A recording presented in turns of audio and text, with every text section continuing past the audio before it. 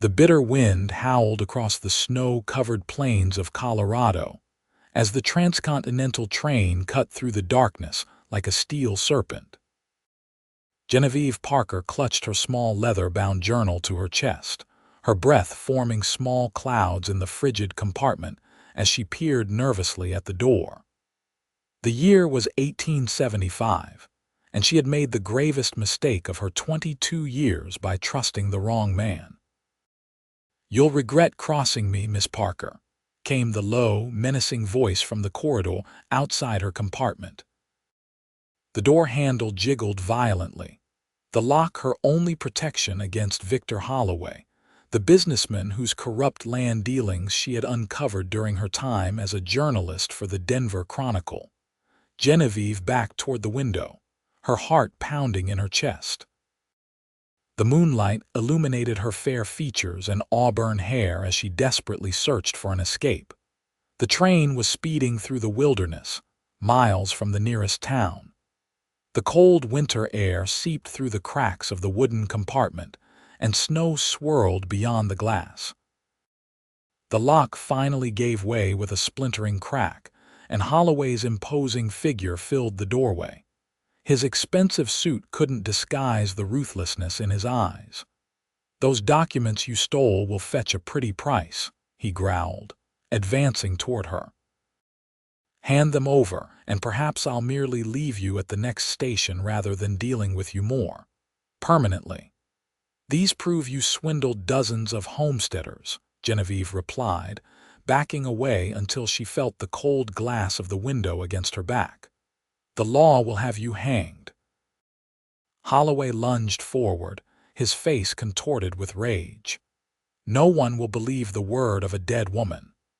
In that moment of desperation, Genevieve made a decision. With trembling fingers, she unlatched the window behind her, the frigid wind immediately howling into the compartment. Holloway's eyes widened as he realized her intent. "You wouldn't dare," he snarled, reaching for her. But Genevieve had already turned, pushing the window fully open. The rushing landscape outside was a blur of white and darkness. Better the uncertain mercy of the wilderness than the certain cruelty of this man. Without another moment's hesitation, she clutched her journal tighter and threw herself into the night. The impact knocked the breath from her lungs as she tumbled through the snow. The world spun violently, pain shooting through every inch of her body as she rolled down an embankment. The last things she heard were the fading whistle of the train and Holloway's enraged shout before darkness claimed her. Ethan Xavier hunched deeper into his sheepskin coat as the early morning light began to illuminate the snow-covered landscape around him. At 30 years old, he'd seen enough winters in Colorado territory to know this one was particularly harsh. The cattle on his small ranch 10 miles outside of Silverton were struggling, and he needed to find the strays that had wandered off during the night's storm. Mounted on his faithful chestnut gelding, Thunder, Ethan followed the edge of the forest, sharp eyes scanning for any movement. The train tracks cutting across his property always made him uneasy, a reminder of the encroaching civilization that threatened the freedom of the frontier life he cherished. As he approached the tracks, something unusual caught his attention. Irregular depressions in the otherwise pristine snow tracks that didn't belong to any animal he recognized. Dismounting, Ethan knelt to examine them more closely. The morning light revealed what appeared to be a human trail, as if someone had fallen and then staggered away from the tracks. "Who'd be fool enough to be out in this?" he muttered to himself, his breath forming clouds in the frigid air. The tracks were fresh, made since the snowfall had stopped in the early morning hours. With growing concern, Ethan followed the erratic trail, leading Thunder by the reins. The tracks wandered, sometimes disappearing altogether where the wind had swept the snow clean, only to reappear yards later. Whoever made them was clearly disoriented, possibly injured. After tracking for nearly half a mile, Ethan spotted a dark shape against the white landscape ahead. As he drew closer, his heart quickened. It was a woman, collapsed in the snow, her clothes torn and bloodied. She lay motionless, her auburn hair splayed around her pale face like a halo on the white ground. Ethan rushed forward, dropping to his knees beside her. "Miss, can you hear me?" he called, gently turning her over. Her face was beautiful despite the bruises forming on her temple and cheek. Her skin was alarmingly cold to the touch, her lips tinged blue. But when he pressed his fingers to her neck, he felt a pulse weak but present. "Thank God," he breathed, immediately shrugging out of his coat and wrapping it around her still form. The woman moaned softly but didn't regain consciousness. Ethan glanced around, assessing their situation. His ranch was closer than town, and every minute counted in this cold. With care, he lifted the unconscious woman into his arms and managed to mount Thunder, settling her before him in the saddle. "Hold on, miss," he murmured, though she couldn't hear him. "I've got you now." As he urged his horse homeward, Ethan couldn't help wondering what series of events had led this woman to be thrown from a passing train into the freezing wilderness. One thing was certain, someone had tried to kill her, and they might not be pleased to discover they had failed. Genevieve drifted in and out of consciousness, vaguely aware of movement, warmth, and a deep voice speaking words she couldn't comprehend. Pain radiated through her body, especially from her right ankle and left shoulder. Images flashed behind her closed eyelids, Holloway's enraged face, the rush of wind as she fell from the train, the endless white landscape as she'd stumbled through the snow, desperate to find shelter. When she finally opened her eyes fully, she found herself in an unfamiliar room. A fire crackled in a stone hearth nearby, casting dancing shadows on log walls. She was lying on a bed covered with thick quilts, her body aching but warm. Panic surged through her as the memories flooded back, and she tried to sit up. "Whoa there," came a gentle but firm voice. "You're in no condition to be moving just yet." Genevieve turned her head toward the sound and saw a man rising from a chair near the fire. He was tall and broad-shouldered, with a face weathered by the elements but handsome in a rugged way. Dark hair fell across his forehead, and his eyes, a striking shade of green, regarded her with concern. "Where am I?" she managed, her voice hoarse. "Who are you?" "Name's Ethan Xavier," he replied, approaching the bed slowly as if not to startle her. "This is my ranch, about 10 miles outside of Silverton. Found you half frozen in the snow this morning, following tracks that led from the railroad." He paused, studying her face. "Mind telling me how a lady like yourself ended up thrown from a train in the middle of nowhere?" Genevieve's hand instinctively went to her side, searching for her journal. Panic flickered across her face when she couldn't find it. "Looking for this?" Ethan asked, producing the leather-bound book from a nearby table. "It was still clutched in your hand when I found you." Figured it must be important. Relief washed over her, but she remained wary. "Thank you," she said, accepting the journal with trembling fingers. "My name is Genevieve Parker. I'm a journalist with the Denver Chronicle." She hesitated, unsure how much to reveal to this stranger. There are men who would prefer that certain truths remain buried. Ethan nodded, his expression grave. "Figured it might be something like that. You've got some nasty bruises that didn't come just from the fall." He gestured to her face, where she could feel the tender swelling along her cheekbone. "I need to get to Silverton," Genevieve said, attempting once more to rise. "I have to wire my editor in Denver and alert the authorities." "Not in this condition and not in this weather," Ethan replied firmly. "Storm's picking up again. Roads will be impassable by midday." He moved to the window, pulling back the curtain to reveal swirling snow. "Besides, You've got a sprained ankle and probably some cracked ribs. Dr. Reynolds from town was here while you were unconscious. Says you need at least a week of rest." Genevieve sank back against the pillows, the reality of her situation settling over her. She was stranded in the middle of nowhere with a stranger, while Holloway and his men were likely already searching for her or worse, disposing of the evidence she'd failed to secure. "How do I know I can trust you?" she asked bluntly. A hint of a smile touched Ethan's lips. "Fair question. I reckon you don't. But if I meant you harm, I wouldn't have brought you to my home and called for a doctor." He shrugged. "I've got no love for the type of men who'd throw a woman from a train. If you're running from someone like that, you've already got my sympathy." There was something in his straightforward manner that eased Genevieve's fears slightly.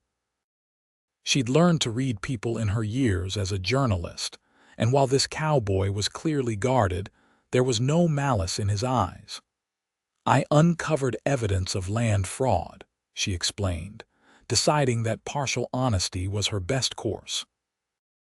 "A businessman named Victor Holloway has been forging documents and bribing officials to steal land from honest settlers. I was taking the evidence to Denver when he caught up with me on the train." Ethan's expression darkened. "Holloway, the railroad investor," Genevieve nodded, surprised. "You know of him?" "Everyone in these parts knows Holloway," Ethan replied grimly. "He's been buying up land all along the railroad route. Offered to buy my place last spring, got mighty unpleasant when I refused." He studied her with newfound interest. "You've stirred up a hornet's nest, Miss Parker. Please call me Genevieve," she said. "And yes, I'm aware of the danger, but these people have lost everything.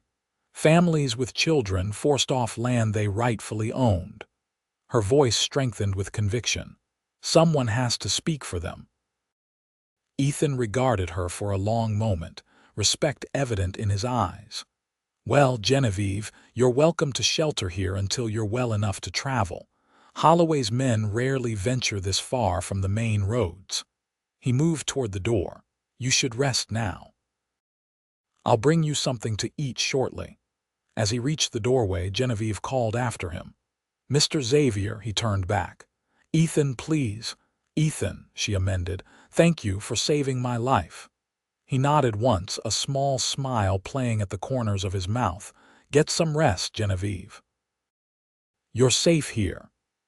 As the door closed behind him, Genevieve clutched her journal to her chest, the weight of her situation settling over her.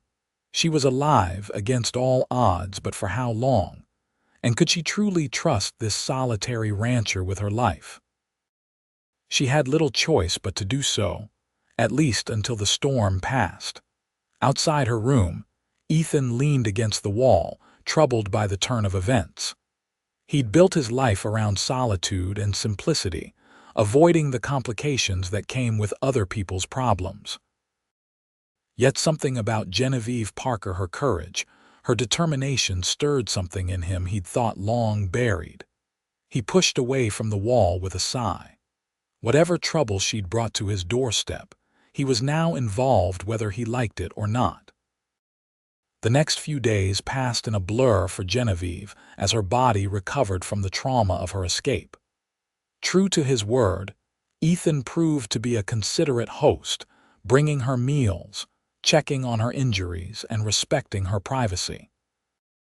His small ranch house was modest but comfortable, built with his own hands, as he proudly informed her during one of their conversations. By the third day, cabin fever and concern for her mission drove Genevieve to attempt moving around despite her injuries. She found Ethan in the main room, mending a saddle by the fire. He looked up, surprise evident on his face as she hobbled in using a makeshift crutch he had fashioned for her. "Should you be up and about?" he asked, setting aside his work. "I was beginning to forget what the world looked like beyond those four walls," she replied with a small smile. "Besides, I've never been good at lying still." "I gathered that," Ethan said dryly, but he gestured toward a chair across from his. Sit before you fall. Your ankle won't heal if you push it too hard. Genevieve lowered herself carefully into the offered seat, taking the opportunity to study her surroundings properly for the first time. The main room was sparsely furnished but tidy, with a stone fireplace dominating one wall. Bookshelves lined another, surprisingly well stocked for a rancher living in isolation, and a few charcoal sketches of the surrounding landscape hung on the walls. "Did you draw these?" she asked, gesturing to the artwork. Ethan looked almost embarrassed. "Just a way to pass the long winter evenings." "They're quite good," Genevieve said sincerely. "You have a talent." He shrugged off the compliment and returned to his work, but Genevieve noticed a slight flush on his tanned cheeks. It made him look younger, less stern. "How long have you lived here?" she asked, genuinely curious about this man who seemed content in his solitude. "Going on 8 years now," he replied, his hands moving deftly as he worked. "Came west after the war, worked cattle drives for a spell, then saved enough to stake my claim here." "The war," she prompted gently. A shadow crossed his face. "Served with the 8th Illinois Cavalry, saw things no man should see." He didn't elaborate, and Genevieve didn't press. She'd interviewed enough veterans to recognize the haunted look that came over them when recalling those dark years. "And you've been alone all this time?" she asked instead. "Not entirely," he said, his expression softening slightly. "Got about 40 head of cattle, 2 good horses, and a wolfhound named Buck who's out with the herd now." A ghost of a smile touched his lips. "They're better company than most people I've known." "I can understand that," Genevieve replied. "People can be disappointing." Ethan looked up, studying her with those penetrating green eyes. "What about you? How does a woman end up chasing down criminals as a journalist?" "Seems a dangerous profession." "My father was a newspaper editor in Boston," she explained. "He believed that the press was the voice of the people, that it was our duty to expose corruption and fight for justice through our words." Pride and grief mingled in her voice. "He died 3 years ago, but I've tried to carry on his work." "And your mother?" "Consumption took her when I was 16, Genevieve said softly. "After father passed, there was nothing keeping me in Boston. I'd heard the frontier offered more opportunities for women to make their own way, so I came west." "Must have been difficult," Ethan observed. "A woman alone in these territories." "It hasn't been easy," she admitted. "But I've managed. Women are more capable than most men give us credit for." A genuine smile spread across Ethan's face. "After finding you still alive after being thrown from a moving train in a blizzard, Miss Parker, I wouldn't dare suggest otherwise." Their conversation was interrupted by a sharp barking outside, followed by the sound of approaching hooves. Ethan was on his feet in an instant, moving to the window with a fluidity that spoke of military training. "Stay here," he ordered, his demeanor changing completely as he reached for the rifle mounted above the door. "Who is it?" Genevieve asked, fear clutching at her heart. "Had Holloway's men found her so quickly?" "Marshal Jenkins from Silverton," Ethan replied, visibly relaxing. "And it looks like he's brought Doc Reynolds with him." He glanced at her. "Probably just checking on you, but best not to mention Holloway just yet. Let me find out what they know first."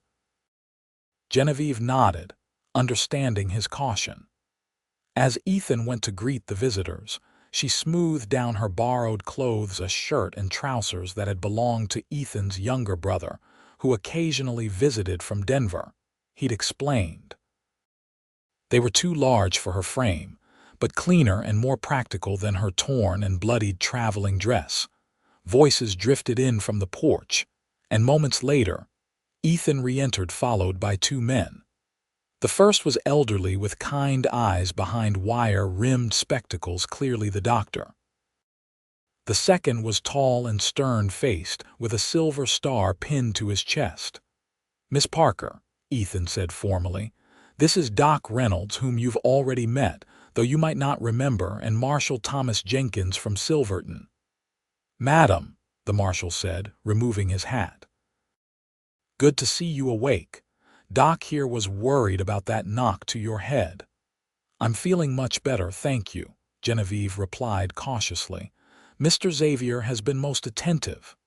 "Let me have a look at those injuries," Doc Reynolds said, approaching her with his medical bag. As the doctor examined her, the marshal remained standing, his eyes darting around the cabin as if searching for something amiss.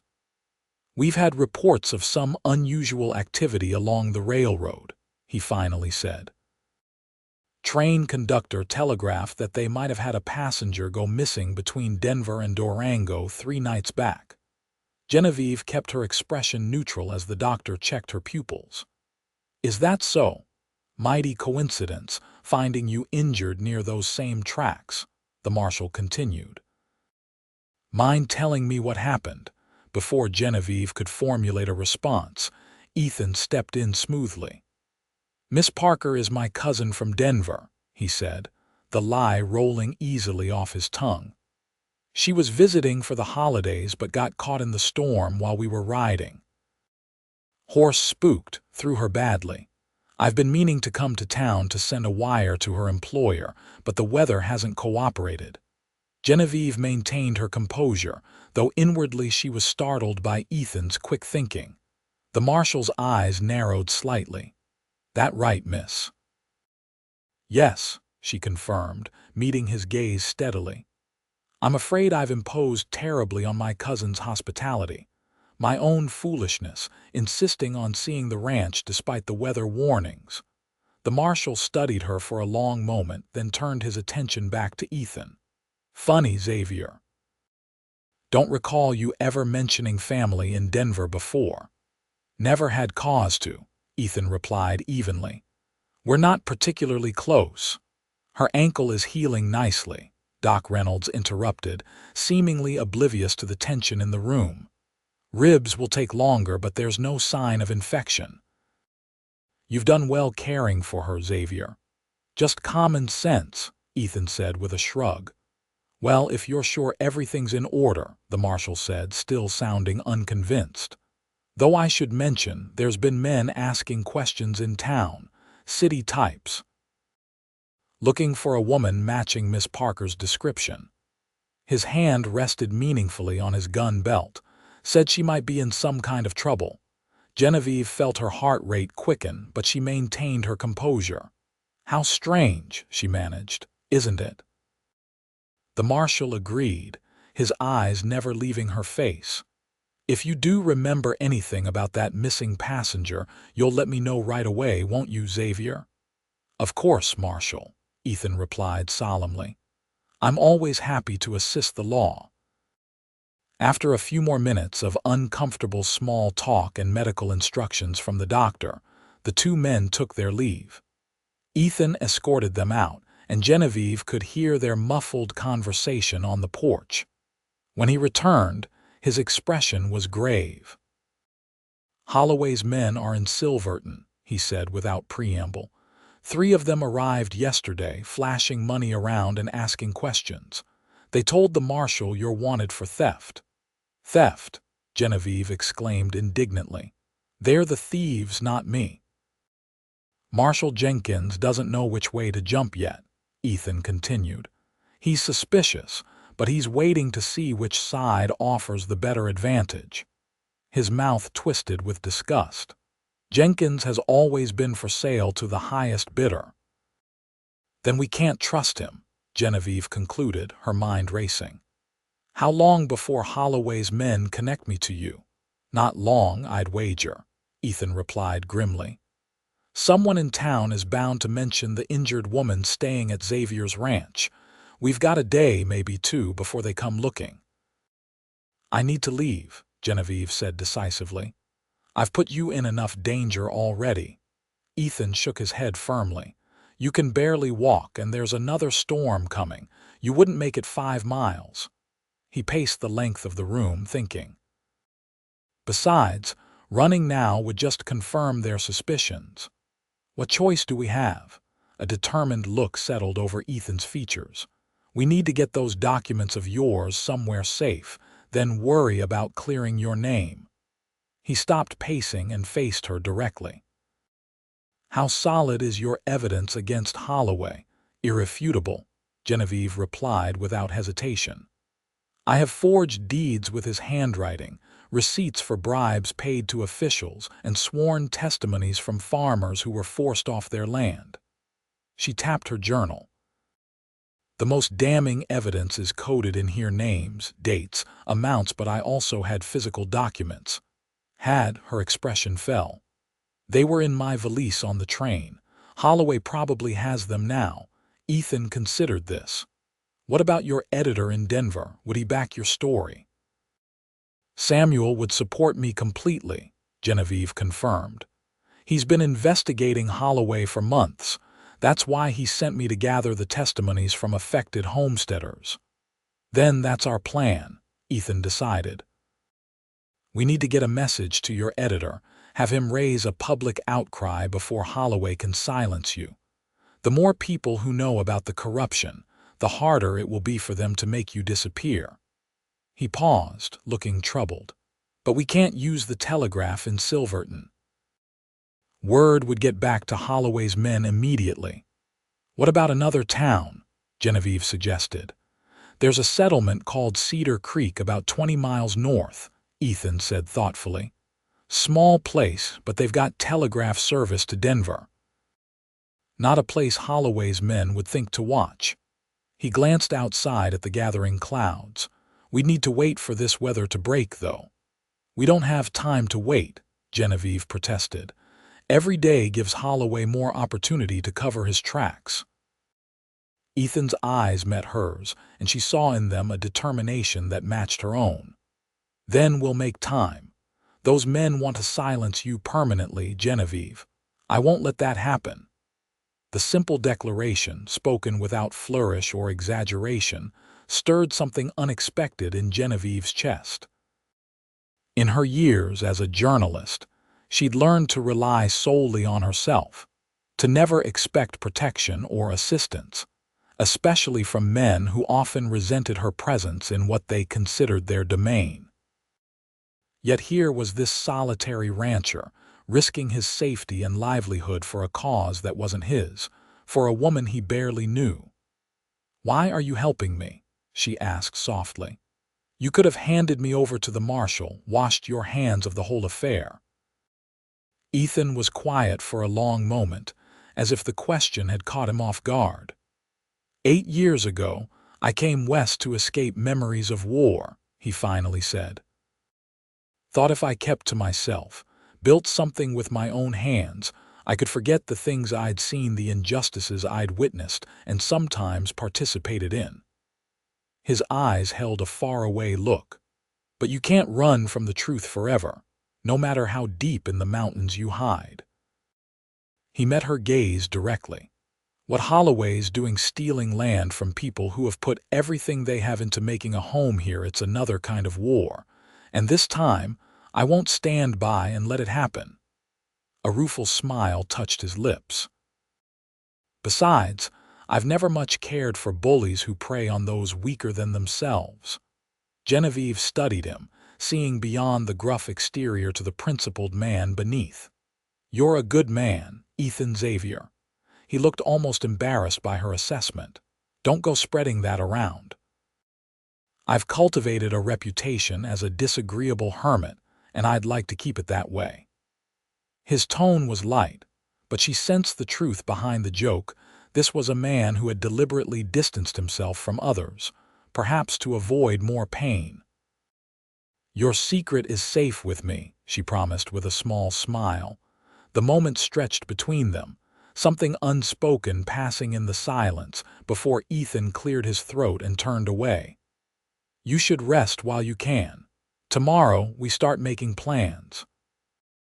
As Genevieve made her way back to the bedroom, leaning on her crutch, she found herself wondering about the enigmatic man who had saved her life. What had he seen in the war that had driven him to seek such isolation? And what would happen when this crisis was resolved? Would he retreat back into his solitary existence? Or had something changed in these few days that couldn't be undone? For the first time since being thrown from the train, Genevieve found her thoughts occupied not just with Holloway and her mission, but with the quiet strength and unexpected compassion of Ethan Xavier. The weather worsened overnight, with howling winds driving snow against the cabin in relentless waves. Ethan rose early, stoked the fires, and tended to his animals in the barn before returning to find Genevieve already awake and sitting at his kitchen table, papers spread before her. "You're up early," he observed, stamping snow from his boots. "Couldn't sleep," she admitted, brushing a strand of auburn hair from her face. "I've been reviewing my notes, trying to organize what evidence I can still present without the physical documents." Ethan hung his coat by the door and moved to the stove, where coffee was already brewing. "And? It's not ideal, but not hopeless either," Genevieve replied. "My journal contains the essential information: dates, locations, amounts exchanged. With my testimonies and Samuel's prior research, we can still make a compelling case." She looked up at him, her hazel eyes reflecting the determination he was coming to associate with her. "But I need to deliver it personally. A telegram won't be enough." Ethan poured 2 cups of coffee and brought one to her. "You're talking about going to Denver?" "Yes," she confirmed, accepting the cup gratefully. "Once I can travel. Holloway's men will be watching the trains, the stagecoach lines," Ethan pointed out. "You wouldn't make it 10 miles. "I know," Genevieve sighed, frustration evident in her voice. "But what choice do we have? Samuel needs to see these notes, hear my full account. If we could just get word to him, perhaps he could meet us somewhere safer." Ethan leaned against the counter, considering their limited options. "There might be a way," he said slowly, "but it would mean trusting someone else with your safety." "Who?" "My brother James. He's a lawyer in Denver, well respected enough that moving him against would raise questions Holloway wouldn't want." Ethan took a sip of his coffee, thinking. "He comes through Silverton occasionally on business. If memory serves, he's due for a visit within the week." Hope flickered across Genevieve's face. "Could he carry a message to my editor?" "Better than that," Ethan replied. "If we can get you to my brother's hunting cabin in the foothills, he could bring your editor there to meet with you directly. It's isolated, defensible, and only a few people know of its existence." "That could work," Genevieve said, her mind clearly racing with the possibilities. "But how would we reach this cabin? I can barely walk across the room." "I know these mountains better than most," Ethan said confidently.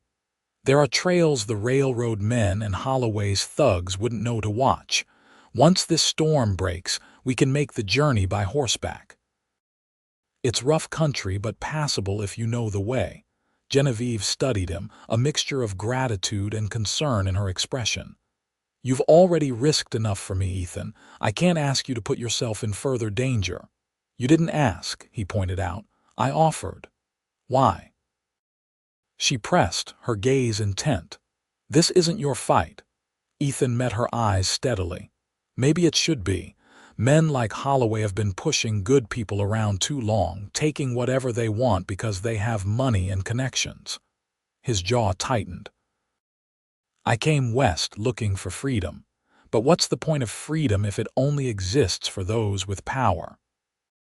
Something shifted in Genevieve's expression. Respect. Certainly. But something else too. Something warmer that made Ethan suddenly conscious of the early hour, her loose hair falling around her shoulders, and the intimate quiet of his kitchen. "Thank you," she said simply, but the words carried weight. Ethan nodded once, then moved to safer ground. "We should focus on getting you stronger for the journey. The cabin's at least 2 days' ride in good conditions." He gestured to her injured ankle.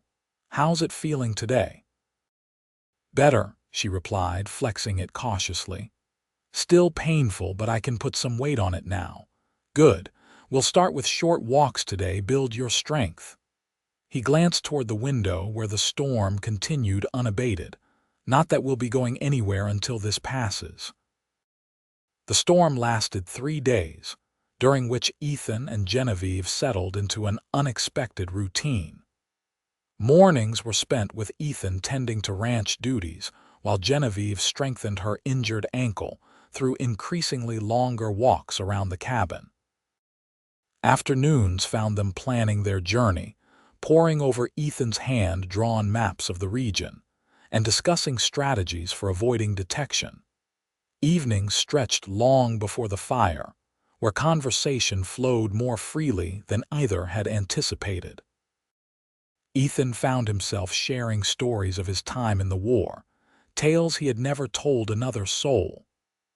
Genevieve spoke of her childhood in Boston, her father's influence on her career choice, and her experiences as a female journalist in the male-dominated West. On the third evening, as they sat before the fire with mugs of whiskey-laced coffee to ward off the persistent chill, Genevieve asked the question Ethan had been dreading. "You never speak of your family except your brother. Were your parents lost in the war?" Ethan stared into the flames, considering deflection but finding himself unwilling to lie to her. "My father died before the war mining accident in Pennsylvania. Mother remarried a year later." His voice tightened. Her new husband had particular ideas about discipline. "James and I learned to make ourselves scarce." "I'm sorry," Genevieve said softly. Ethan shrugged. "It was a long time ago. James had the sense to pursue education, became a lawyer. I was more interested in seeing what lay beyond the next horizon." He took a sip of his coffee. "When the war came, I enlisted immediately, partly patriotism, partly to escape. After it ended, I couldn't face going back east. Too many ghosts. And too many questions from people who couldn't possibly understand what you'd seen," Genevieve added perceptively. Ethan looked at her with surprise. "Yes, exactly. My father interviewed veterans for years after the war," she explained. "Many said similar things, that returning to normal life was sometimes harder than the fighting had been. Your father sounds like an unusual man." "He was," Genevieve agreed, a fond smile softening her features. "He believed that understanding came through listening to all sides of a story, not just the victor's version." Her expression grew more serious. "It's why this case against Holloway matters so much to me. These homesteaders, their stories deserve to be told, their losses acknowledged. And you're willing to risk your life to tell them," Ethan observed, studying her with growing admiration. "What's the alternative?" she challenged. "To look away? To decide it's too difficult or dangerous?" She shook her head firmly. "I couldn't live with myself." The firelight played across her determined features, highlighting the strength Ethan had come to recognize as her defining quality. Not physical strength, though she was certainly proving resilient in recovery, but a moral fortitude that refused to bend to convenience or self-preservation.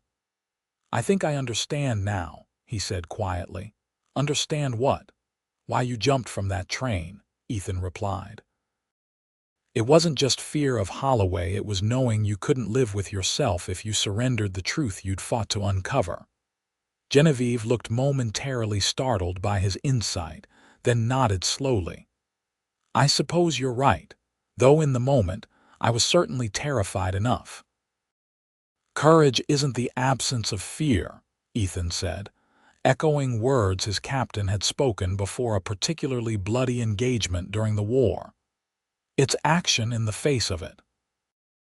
Their eyes met across the small space between them, and something electric passed between them, a recognition of kindred spirits, perhaps, or something deeper neither was ready to name. Genevieve was the first to look away, her cheeks coloring slightly in the firelight. "It's getting late," she said, setting aside her empty mug. "And if the storm breaks tomorrow as you predict, we should both rest while we can." "You're right," Ethan agreed, though reluctant to end their conversation. He stood and offered her his hand to help her rise. Dawn comes early. Genevieve accepted his assistance, her smaller hand warm within his calloused palm. As she stood, her injured ankle wobbled slightly, causing her to stumble forward.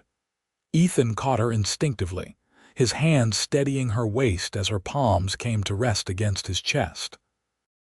For a suspended moment, they remained motionless, their faces inches apart, breath mingling in the cool air of the cabin. Ethan was acutely aware of her closeness, the scent of pine soap in her hair, the slight widening of her pupils as she gazed up at him.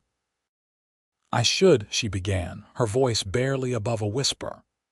Yes, he agreed, though neither moved immediately. Finally, with obvious reluctance, Ethan released her and stepped back. Good night, Genevieve.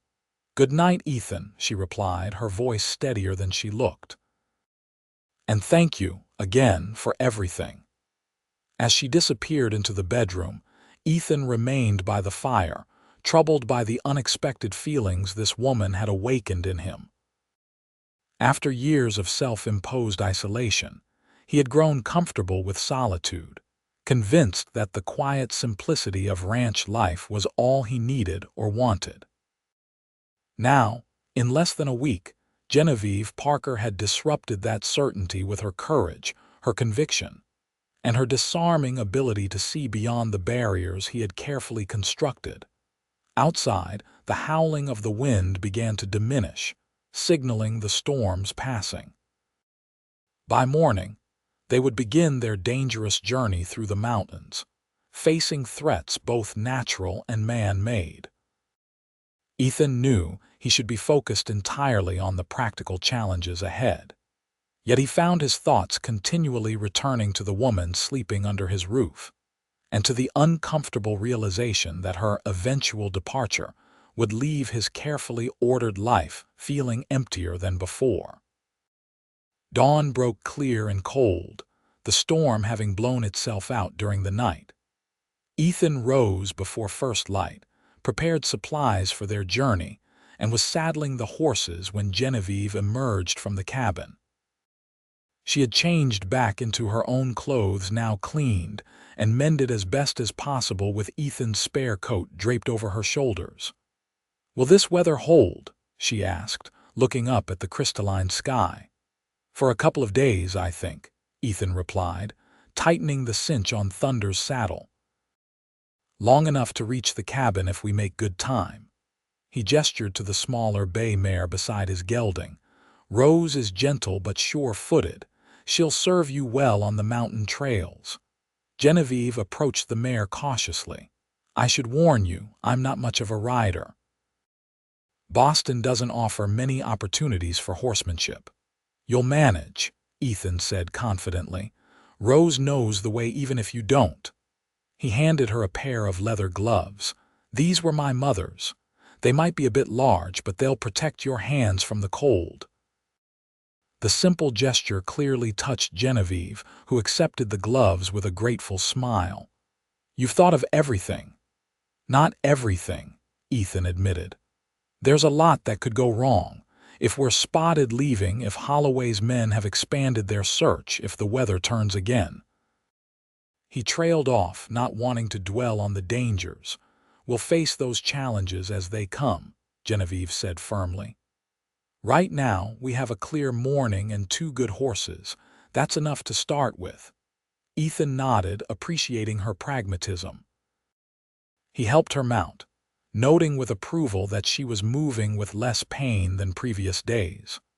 Her ankle was still wrapped tightly, but the swelling had reduced considerably. "Stay close to me and keep your eyes open," he instructed as they set off, leading the horses at a walk until they were well away from the ranch house. "We'll follow game trails where we can less likely to leave tracks that way." The sun climbed higher as they rode, illuminating a landscape transformed by the recent snowfall. Pine forests stretched across the rolling foothills, their branches heavy with white. In the distance, The jagged peaks of the San Juan Mountains rose majestically against the blue sky.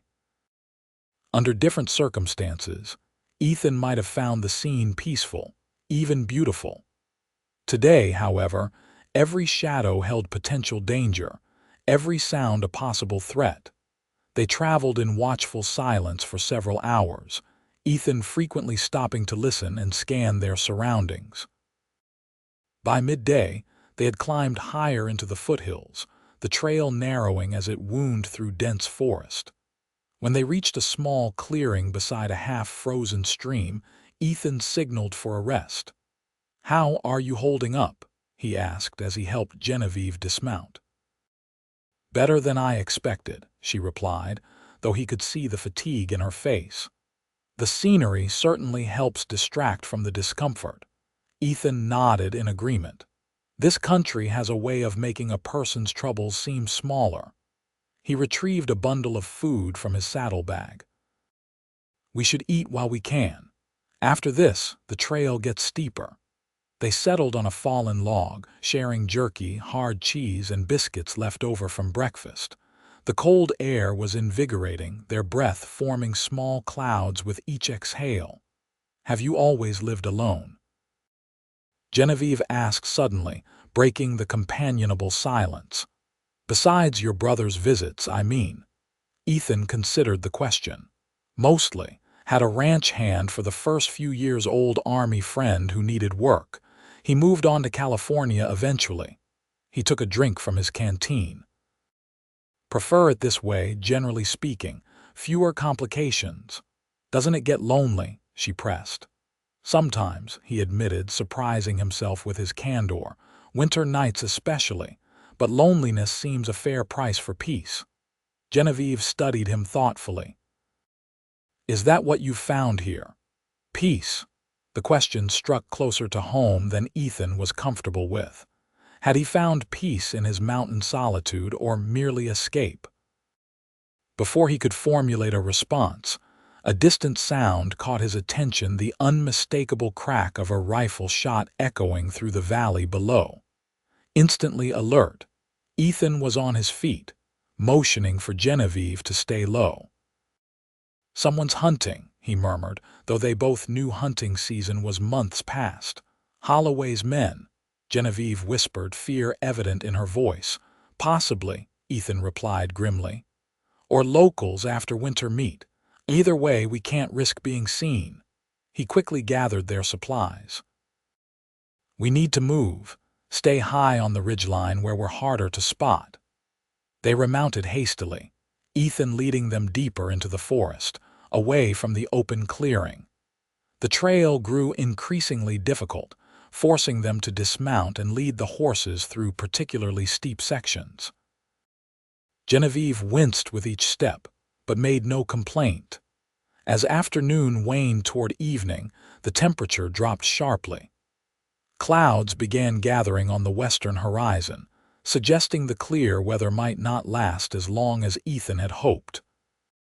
He pushed their pace as much as he dared, mindful of Genevieve's injuries and the treacherous terrain. "How much farther?" Genevieve asked as the first shadows of evening crept through the trees. "Too far to reach before dark," Ethan admitted. "There's a sheltered overhang about a mile ahead where we can make camp for the night. We'll reach the cabin by midday tomorrow if all goes well." The overhang proved to be a shallow cave set into the mountainside, just large enough to provide shelter for them and their horses. Ethan worked efficiently to establish their camp, building a small fire set back from the entrance where its light would be less visible from below. Genevieve helped as much as she was able, gathering kindling and unpacking their bedrolls. By the time full darkness had fallen, they had created a relatively comfortable shelter from the increasingly cold night air. "No stars tonight," Genevieve observed, looking out at the cloudy sky from the mouth of their small cave. "Do you think it will snow again?" "Probably," Ethan replied, joining her. "But not until morning, I think." He handed her a cup of coffee heated over their small fire, the steam rising between them. "You should rest. "I'll take first watch." Genevieve accepted the cup but made no move toward her bedroll. "I'm not sure I could sleep anyway," she confessed. "Too much on my mind." Ethan understood. The day's travel had given them both ample time with their thoughts. "Your editor, will he be able to publish your story immediately? Once he has your evidence, I mean." "Samuel won't waste any time," Genevieve assured him. "He's been building this case for months. My notes will provide the final pieces he needs." She took a sip of her coffee. "Once it's in print, Holloway can't simply make it disappear. There will be questions, investigations. And until then—" Genevieve met his gaze directly. "Until then, I'm still in danger. We both are." She hesitated before continuing. "You know, you could still walk away from this. Return to your ranch, tell anyone who asks that I left on my own. There's no reason both of us should risk everything." The suggestion stirred something fiercely protective in Ethan. "That's not going to happen," he said firmly. "I'm seeing this through." "Why?" she asked softly. "You barely know me." In the flickering firelight, her features were softened, her eyes reflecting the dancing flames.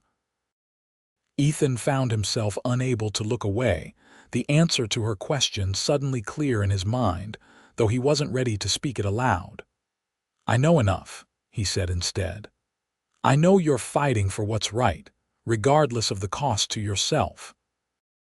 I know you've shown more courage in the past week than most men I served with in the war." He paused, searching for words that wouldn't reveal too much of his growing feelings. "And I know that I respect what you're doing. That's reason enough to help." Genevieve's expression suggested she sensed there was more he wasn't saying, but she didn't press. "Well, I'm grateful, whatever your reasons." They fell into companionable silence, sitting side by side at the mouth of the cave, watching the clouds scudding across the night sky. Despite the dangers that surrounded them, Ethan found himself strangely content in that moment, more at peace than he had felt in years. The realization was both comforting and terrifying.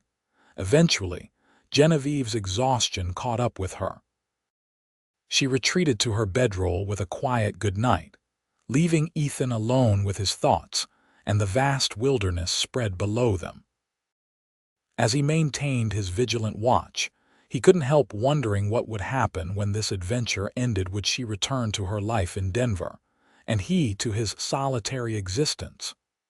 The prospect, once appealing, now filled him with an unexpected sense of loss. Sometime after midnight, a sound from deeper in the forest caught Ethan's attention, a snap of a branch that didn't match the natural noises of nocturnal wildlife. He stiffened, hand moving instinctively to the rifle beside him. For several tense minutes, he remained motionless, straining to hear above the soft crackling of their dying fire. There it was again, the unmistakable sound of human movement, attempting to be stealthy but betrayed by the crunch of snow underfoot. Someone was approaching their camp. Ethan moved silently to where Genevieve slept, placing a gentle hand over her mouth to wake her without sound. Her eyes flew open in alarm, but she remained still as he pressed a finger to his lips in warning. "Someone's coming," he breathed, barely audible. "Stay here, keep low." She nodded her understanding, reaching for the small pistol he had given her earlier that day. Ethan retrieved his rifle and moved back to the entrance, positioning himself where he could see out while remaining in shadow. The minutes stretched agonizingly as the sounds grew closer, then suddenly stopped. Whoever was out there had either halted their approach or was now moving with extreme caution. Ethan's finger rested lightly on the trigger, his breathing controlled, and even as he'd been taught in the war. A voice called from the darkness, startling them both. "Ethan! Ethan Xavier! It's me, James!" Relief flooded through Ethan as he recognized his brother's voice, though caution kept his rifle raised. "James, what the hell are you doing out here? Looking for you," came the reply. "Is it safe to approach? Come ahead slowly." Ethan called back. "Hands where I can see them." A figure emerged from the trees, hands raised as instructed. Even in the dim light, the family resemblance was clear. James was taller than Ethan but shared the same lean build and strong features. He was dressed for the mountains in practical layers, a rifle slung across his back. "Quite a welcome for your only brother," James remarked dryly as he reached the cave entrance. His gaze moved past Ethan to where Genevieve now stood, weapon still in hand. "And you must be Miss Parker. I've heard quite a bit about you in the last day." "From whom?" Ethan demanded, not yet lowering his rifle. "Marshal Jenkins sent a wire to Denver, asking about a female journalist possibly involved in criminal activity," James explained. "Your name came up as her potential accomplice. Considering you've never so much as stolen an apple, I figured something else was afoot." He stomped his boots to clear the snow. "Mind if I join you by that fire? It's freezing out here." Ethan finally lowered his weapon, though tension still radiated from him. "How did you find us?" "I know you, brother," James replied, moving toward the small fire. "If you were heading for higher ground with someone injured, you'd take the Eastern Ridge Trail and shelter at this overhang. You're nothing if not predictable in your route planning." Genevieve looked between the brothers, clearly uncertain. "Can we trust him with our lives?" Ethan assured her, though his expression remained guarded. "But that doesn't explain why you're traipsing through the mountains at night, James. You could have waited at the hunting cabin." James warmed his hands over the rejuvenated fire. "Because you're being hunted, both of you. Holloway's men aren't just asking questions anymore. They've got a small army combing these mountains. 3 of them rode through Cedar Creek this morning, showing your descriptions to anyone who would listen." "How do they know we're in the mountains?" Genevieve asked, alarmed. "Someone at your ranch reported seeing 2 riders heading east at dawn," James told Ethan. "One of your neighbors, I'd guess. Harlan Mills," Ethan muttered. "Always was too nosy for his own good." "The point is, your original plan won't work now," James continued. "The hunting cabin isn't safe. It's too obvious a destination. And Holloway has men watching my house in Denver, so bringing your editor there is out of the question." The gravity of their situation settled over the small group. Their options were rapidly diminishing, while the danger increased by the hour. "What about direct to the newspaper?" Genevieve suggested. "If I could just get my evidence to the Chronicle office." "They're watching that too," James interrupted grimly. "Holloway's no fool. He's covering every angle." Ethan paced the small confines of their shelter, mind racing. "What about the railroad?" "Not the main line, but the mining spur that runs south of Cedar Creek." James considered this. "Possibly. It's lightly traveled this time of year, but there's a supply train that runs to Durango twice weekly." He looked at Genevieve. "If we could get you on that train, you could reach Durango by tomorrow night, then take the main line to Denver." "Holloway would still have men watching the Denver station," Ethan pointed out. "Yes, but they'd be looking for a woman traveling alone or with Ethan," James replied, his legal mind already formulating a strategy.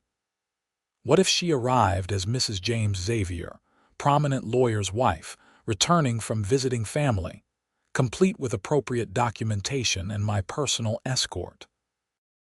The plan had merit, though the risks remained substantial. They discussed details late into the night, with James providing crucial information about Holloway's operations and the latest developments in Denver. "Your editor is still publishing, despite pressure to silence him," James told Genevieve. "His last editorial strongly hinted at forthcoming revelations about railroad land fraud. Holloway must be getting desperate." "All the more reason to get this evidence to Samuel quickly," Genevieve said, tapping her journal. "Before Holloway can silence more witnesses or destroy additional evidence." As the night deepened around them, the three conspirators refined their plan. They would change course at first light, heading southwest toward the mining railroad instead of continuing to the hunting cabin. James had brought additional supplies and fresh horses, which would speed their journey considerably. When the planning was complete and James had taken over watch duties, Ethan finally settled beside Genevieve near the fire. The tension of the unexpected encounter had left them both drained but too alert for sleep. "Your brother seems very capable," Genevieve observed quietly. "James has always been the clever one," Ethan agreed. "Thinks 3 moves ahead in any situation." "He came all this way to warn you," she noted. "You must be very close." "We are, in our way," Ethan acknowledged. "Don't see each other often, but I'd trust him with anything." He glanced toward the cave entrance where James kept watch. "He was the only one who understood why I couldn't go back east after the war." Genevieve drew her blanket tighter around her shoulders. "You're fortunate to have him." "I know," Ethan replied simply. Then, after a moment's hesitation, he added, "When this is over, when you're safe and Holloway is exposed, what will you do?" The question hung between them, laden with implications neither was ready to address directly. "Continue my work, I suppose," she answered, though she didn't meet his eyes. "There are always more stories that need telling, more injustices that need exposure." "In Denver, most likely, yes." She finally looked at him. "And you? Will you return to your ranch, to your solitude?" The question struck deeper than she perhaps intended. Would he be content to return to his isolated existence after these days of purpose, of connection? Ethan wasn't certain anymore. "I don't know," he admitted honestly. "Everything seems different now." Genevieve's expression softened with understanding. "Yes, it does." The charged silence that followed said more than either of them could safely put into words. Eventually, exhaustion claimed them both, and they drifted into uneasy sleep while James maintained his vigilant watch over their small sanctuary.